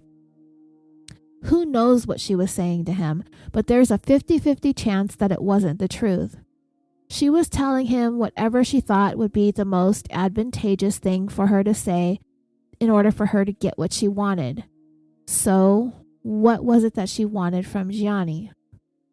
Well, from the post-murder, post-marriage pictures they showed on Dateline, Patricia looks pretty damn happy considering she's sitting next to a murderer who intimidated and bullied and tormented her into witnessing heinous acts of violence and then ultimately into a marriage. Well, because Patricia gets what Patricia wants, a pattern that is repeated over and over and over again in her life, and it was no matter whatever she said was happening around her, she always rose above it, or went around it, or walked right through it as if it didn't exist, and got exactly what she wanted out of life at every single turn. Patricia gets what Patricia wants. So I can't help but have this nagging feeling that there was something about what happened with Gonzalo that caused her to feel slighted by him for some reason. And it's that thing that he said to her that sticks out in my mind. You've got a lot of problems. What in the world prompted him to say that to her? Did she start acting weird in the middle of sex? Did she begin crying or behaving like she was being violated for some reason? Did she say something, or did he say something that just caused everything to come to a screeching halt and for him to just get up and walk out? There are two things that statement doesn't sound like it came after. It doesn't sound like it happened after a good time, and it doesn't sound like it happened after a rape. It sounds like something that was said after an awkward time, because they're essentially strangers trying to have sex. At least we think that's what's going on. They just met the night before, so if this is consensual, then it's a hookup. Unless Patricia said no, and I stand by what I said before. And what she said in this open letter in the Huffington Post, she said that the abuse caused her to develop a tremendous fear and intimidation of men, and that she was made to feel shame when the abuse by her father was exposed, and that shame stayed with her and it developed into guilt and humiliation, and she learned to submit in order to survive, and this caused her to be vulnerable for the rest of her life. I understand that vulnerability, and this is exactly why I can say that I would never, and I know that almost any woman that I know would never, invite a man that she had only known for 12 hours to come into her home to be alone with her under any circumstances. Especially if there are any of us out there who are survivors, we are very protective of ourselves. And I live alone now, and I just wouldn't bring a stranger into my apartment that I just met. It would take a very long time before I get to that point, if I ever did. And I know that I'm not alone in feeling this way, and I know I'm not crazy in feeling this way. So when I hear Patricia talk about how vulnerable she's been her entire life, how fearful of men she has been, how naive she always is, how intimidated she is. It makes absolutely no sense that she would be so willing to just let this guy up into her dorm room with all of her safeguards in place. Now, don't come at me. I said it before that we should all be able to have anybody come into our place and not get raped and killed. We totally have the right to have that. And if you're a guy who is capable of being invited into a woman's apartment or house without raping or killing her, then you're ahead of the curve, I guess. No, that just means your mama or your daddy or whoever it was that raised you, your Grammy, your Grampy, your auntie, your uncle, whoever it was, they did it right. But more so for me now that I host this damn show than before I did, we know the kinds of messed up people that are out there that are just going to hurt you if they want to, if they get the chance. All I'm saying is either Patricia let her guard down or she wasn't as fearful as she said she was because she wasn't as damaged and as vulnerable as she made herself out to be. I think it's possible that she allowed Gonzalo into her dorm room so he could get a glass of water, even though he could have gone to any of the 5,000 7-Elevens on every corner in Southern California to get a 69-cent bottle of water, but okay. As it would have been just as likely that she allowed him to come into her dorm room for a sexual encounter. If at any point he made a sexual advance and she said no, then he needed to stop. Even if she was completely naked and he was going in and she said stop, he had to stop. According to the college records, it said Patricia had unprotected sex. She went to get a morning after pill. Because Patricia was in pursuit of her education and ain't nobody got time for that, right? I think if she told the doctor she was raped, he would have jotted it down. It's protected by privacy laws and nobody would have been able to see that. That is until those records came under subpoena when she was indicted for first-degree murder 18 years later. But yeah, I think the doctor would have been thorough and made a note of it. Doctors do that. You tell them stuff and they write stuff down really fast with the messiest handwriting that only they can read. It's possible that Patricia was raped and just didn't tell the doctor. Maybe she told the nurse. Ultimately, nothing was ever done about it. Yeah, that's possible. But it seems that it would be something that they would have written down in her confidential medical records. They had no reason not to, even if colleges were under-reporting. These are medical records and are protected. The bottom line, Patricia needed to report the rape to law enforcement and to college officials, and she was the adult to do it. The only one who could have done it, and nobody else could have done that for her. And so how does Gianni factor into all of this? And why in the world did he react the way that he did when Patricia told him whatever story she told him that occurred between her and Gonzalo? I have no real good answer for that. It still bugs me. I've said it a couple times now. He must have been motivated strongly for some reason. And it really doesn't sound like it was out of an immense love for Patricia. And it really kind of sounds like he didn't like her all that much, to tell you the truth. I feel like she had to have told him the story in some way that made him that angry. Or either that, or they really weren't broken up. Maybe she was doing what lots of young people do at that age. Maybe she was playing games, messing around with Gianni and messing around with Gonzalo. Maybe she thought it'd be kind of cool to see how far Gianni would go to protect her honor. This is where I tend to lean towards believing that the rape may have happened and that it genuinely caused Gianni to fly into such a murderous, blind rage. I can't see these people taking this event to this extreme unless something horrific happened to Patricia, that Gonzalo really violated her in the worst way. And to tell you the truth, I kind of hope he did, because if she was like, oh, just kidding, he didn't rape me, that this was some misguided attempt to gain my ex-boyfriend's attention, sorry, my bad. I mean, I don't like that this happened, but it happened. But if it happened because of a lie Patricia made up, then that's just sad. But the one thing I could not find an answer anywhere in my brain is why Gianni set off to do this to Gonzalo. As a society, as a whole, that we don't like rapists, But geez, this was like overboard. And then when Patricia said Gonzalo told her in Spanish, "I don't know you, little one," that just tore me up. Because he said that for either one of two reasons. He was trying to deny having anything to do with why he was there being tortured, or he had really forgotten about Patty as soon as he told her that she had a lot of problems and walked out the door.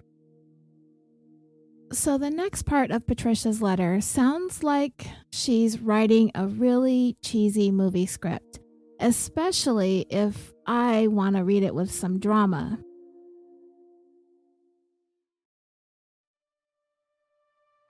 One horrible night, he and a group of his friends proceeded to take matters into their own hands. I was whisked away by one of his friends while the others physically assaulted the man who had raped me. I was warned, if you turn against us, a fate worse than this awaits you. I was trapped, outnumbered by 3 older men, one of whom held a gun to me. I was miles away from my home. I had no access to a phone or a car, and I didn't even know how to drive. When I was finally taken home, I was told that they had released my assailant, and I was relieved. Weeks later, I found out he'd been killed. But the nightmare, it would not end there. Another one of the men who threatened me that night had recently died in a shootout with police. And wanting to ensure that I would remain quiet, I was pressured to marry the man that I had dated so that I could not be made to testify against him. In the following 18 years, I desperately tried to rebuild my life. Anyway, I don't really mean to make fun of her. Okay, I'm lying. Yes, I am. But Patricia, she's just overly dramatic. And she went on, in the following 18 years, I tried to rebuild my life. And I mean tried. I think she did a pretty darn good job carrying all the baggage that she had along with her. Oh wait, she had other people carrying her baggage. That's right. The Orange County prosecutors, Gianni Van, Shannon Grease, Cody Tran, Diane Tran, Gonzalo's family, his 2 daughters, and ultimately she dropped all of her baggage on her husband Jorge, and luckily for her, he gladly took on the burden of carrying around all of her BS. And she breezed through college and got all of her degrees and got all of these opportunities working at the World Health Organization, teaching psychology. And then she wrote, last year, and that was in 2012, while traveling to the USA, I was arrested abruptly, disappearing from my daughter's life for 2 months. I was eager to cooperate with the authorities and remove the black cloud hanging over me. First of all, I want to say that she disappeared from her daughter's life, but she was 100% responsible for that happening. She had a duty to her family, her husband, and her daughter to be forthcoming and truthful, and she chose not to. And Jorge, too, for that matter. This was his fault for marrying a woman who set the condition that she could marry him only if he promised to not ask her questions about her past, and he agreed. So they all agreed that if something weird were to happen, like, say, mom goes to jail for some reason, well, hey, it was don't ask, don't tell, right? And because he agreed, and suddenly Patricia vanished from their lives, it shouldn't be a shock to anybody. Patricia warned Jorge herself years earlier.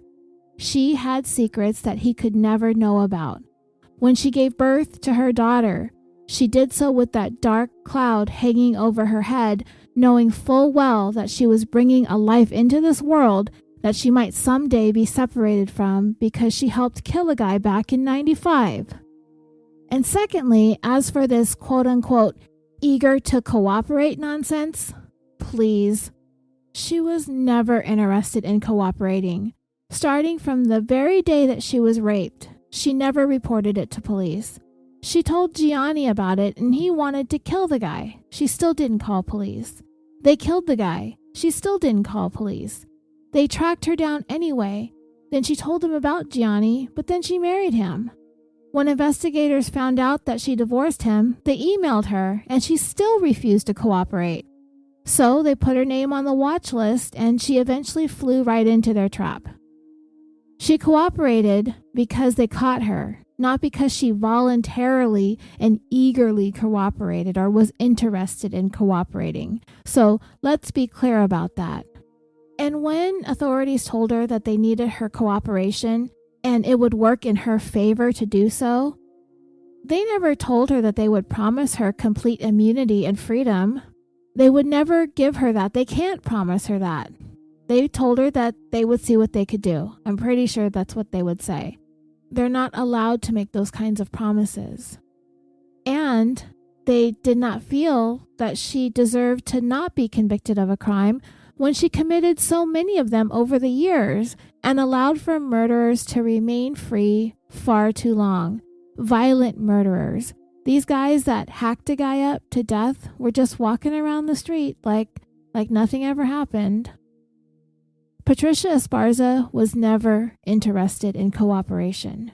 She only cooperated when it became the most convenient and advantageous thing for Patricia to do so for her, when she had no other choice.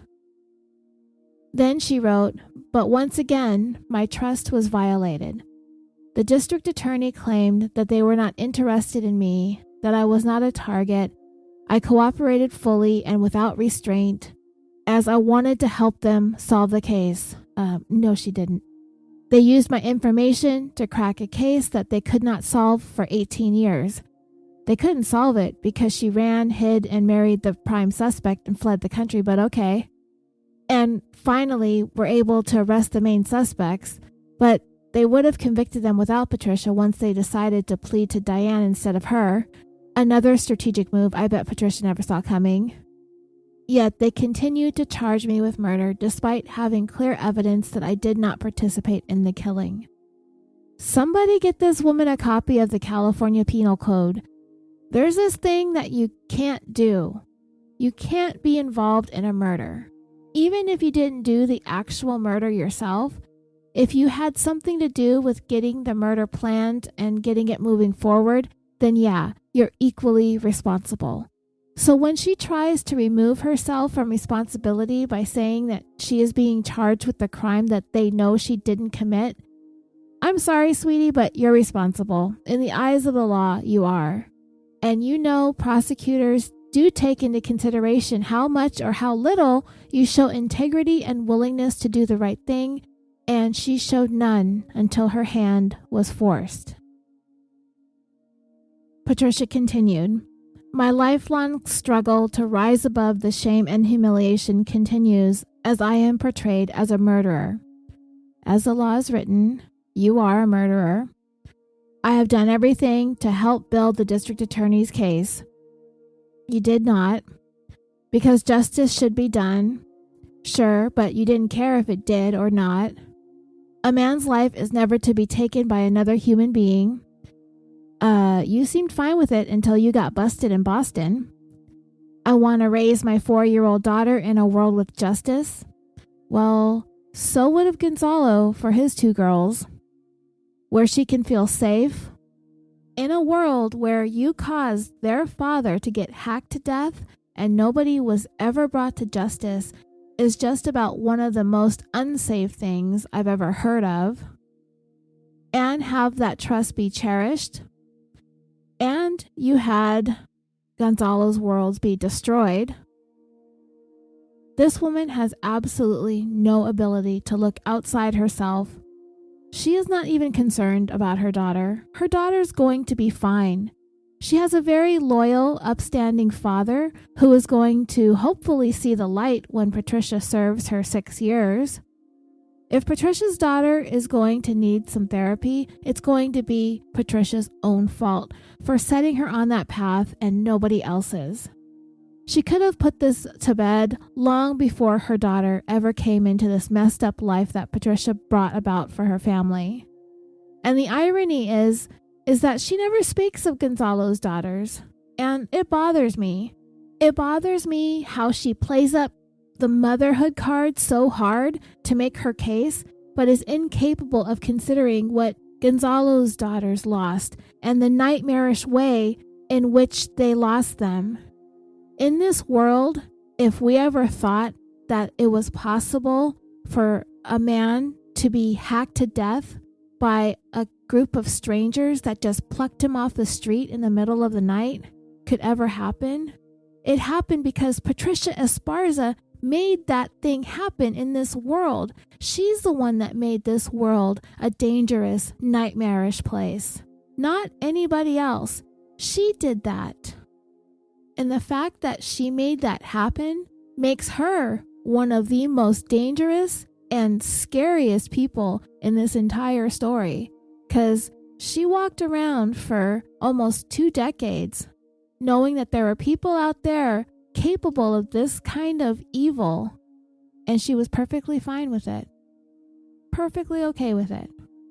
It's very disturbing how much people hold this woman in high regard. I'll go ahead and skip to the end of her Huffington Post contribution because I've honestly had enough. She finished off by saying that the Orange County District Attorney's decision on whether to pursue charges against her will send a powerful message to women on where they stand in the eyes of the justice system. The justice system needs to assuage victims' fears that no one will believe them and that they will be further humiliated. Orange County has the opportunity to convey the message of trust to women by dropping the charges against me. I don't think Orange County is going to use Patricia Esparza as the poster child of what to do when you experience a sexual assault. The entire case against Patricia has never been about the alleged rape. It has been about whether or not she set in motion a series of events that led to Gonzalo Ramirez's murder. And I believe that the answer is yes, and I believe that there is a price that needs to be paid for that. 3 years was generous considering a voluntary manslaughter conviction could get you as many as 10. But that wasn't good enough for her. Patricia was so arrogant and unintimidated, so unafraid, so fearless, and so confident in herself. All the traits that she said she never had throughout her entire life.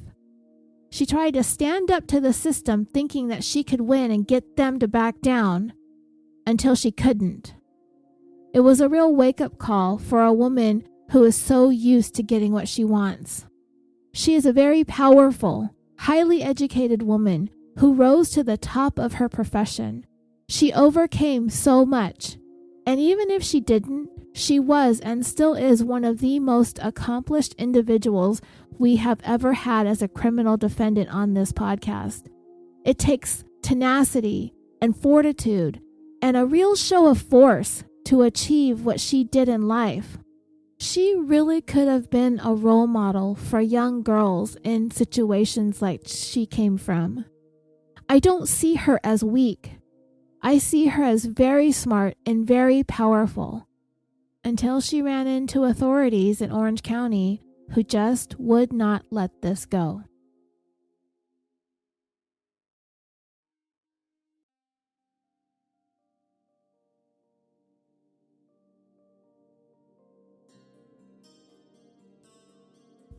Okay, dreamers, I'm not going to do a part 4 on this, I promise.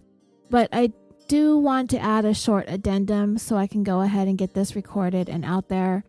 The addendum will be just a full recap of what actually happened in the case with the details from the article that I read on theslate.com from 2014. It has some details in there that I want to share with you.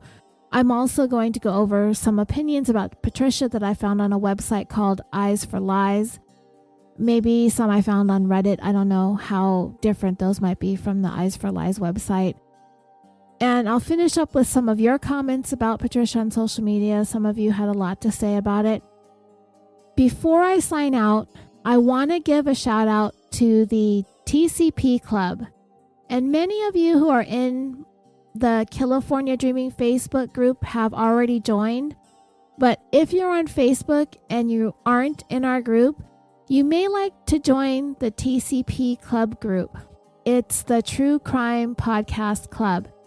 And each week they pick a podcast to listen to They choose one episode and then they discuss the show in the comments. His group is picking up a little bit of steam, but everybody who has their own Facebook group likes to see it grow, and you don't always want to invite people without asking them first.